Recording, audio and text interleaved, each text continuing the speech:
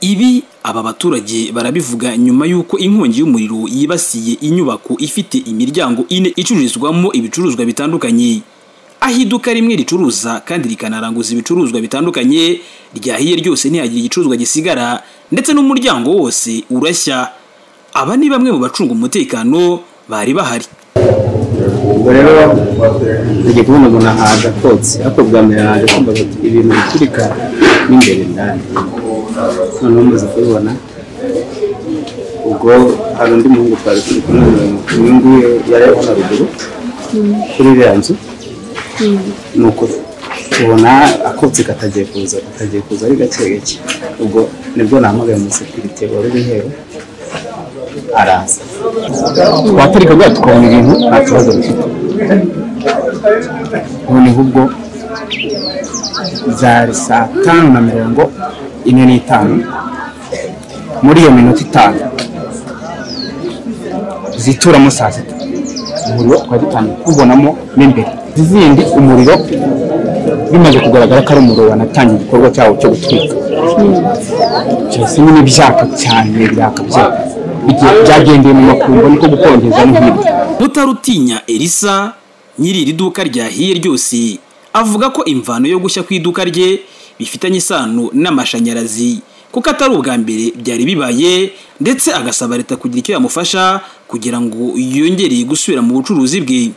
Numero w'amashanyarazi ko n'ubushize inzu amakuru ufite kuko naraza gucuruza nabigeze banambura ko nyirayo bwite nawe bigeze kumuho ku manywa y'ihanga ariko ko hari ku manywa barabirwanya biva mu nzira. Ikindi cya kabiri bamugara bambura ko bibaye ariko babijimije, ariko kuva hari yakwanjye kugera kuri umuryango w'uriya muntu wa kabiri hose hari hamaze guhinduka umukara singa zahiye, ariko icyo gihe nagize amahirwe nizinjira mu nzu.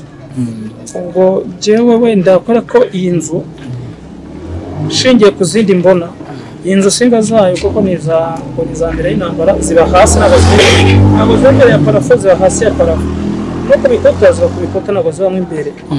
Ubwo ni ukuvuga ngo zo zibera inyuma no kuri parafo zikibera, kuko naragaragarije ubwishingizi ariko cyose leta nuko yamvuganira ku bigo runaka nishingiragamo kugira ngo abashe kongera kugira icyo nkora.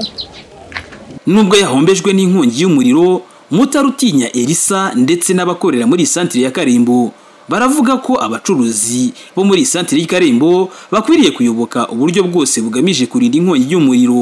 Ibyo ari byo byose buri mucuruzi agize kizimyamoto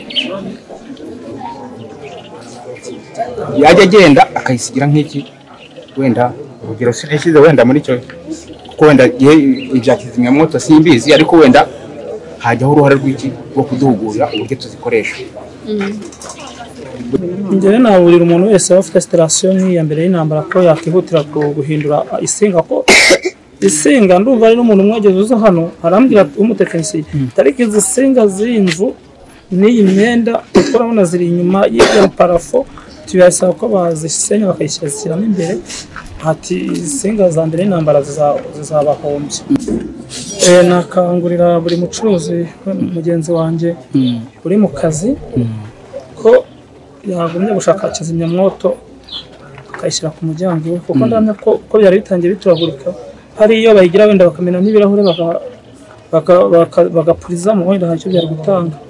Kabare Jean Paul, umuyobozi w'ikigo cy'igihugu gishinzwe ingufu REG ishami rya Ngoma, asaba abatuye Karembo kwirinda gukoresha abantu batazi ibijyanye n'amashanyarazi mu kwirinda inkongi za hato na hato. Turabanza kwihanganisha umufatabuguzi wacu wahuye n'ibizazane byo guhisha. Inama tubagira rero niyo kugira ngo bite ku mainstallation yabo imbere, gukoresha abatekinisiye babyize no kwita kandi gukoresha insinga zifite ubuziranenge kugira ngo twirinde impanuka za hato na hato zituruka ku mashanyarazi. Turasaba amatabuguzi wacu gushishora igihe cyose umufatabuguzi wacu akeneye amashanyarazi cyangwa umuturage wacu mu karere ka Ngoma, turabagira inama kugana ishami rya REG karere ka Ngoma, turabakira amasaha yose igihe cyose, kandi bakirinda gukorana n'abari abaturage bari abahigi barusahurira mu nduru. Agaciro k'ibicuruzwa byahiriye muri iri duka kari hagati ya miliyoni 25 na 30. Leonce Nyirimana, i Karembo mu karere ka Ngoma.